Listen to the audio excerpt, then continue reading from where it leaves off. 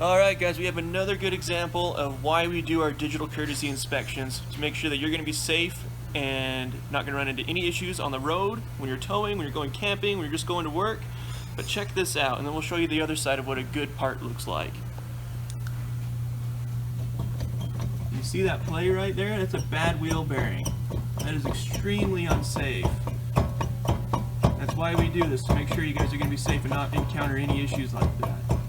Alright, we'll show you the other side now. The other side has a good wheel bearing. You can see the difference. See that? See how there's no noise? All the parts are kind of moving in union right there. That's what we want. We don't want the other side. So, if you guys are experiencing any weird issues, swing by Denny's Auto and we'll have Joe, Dwayne, Dre, George, and Colton at the ready to make sure you're going to be safe.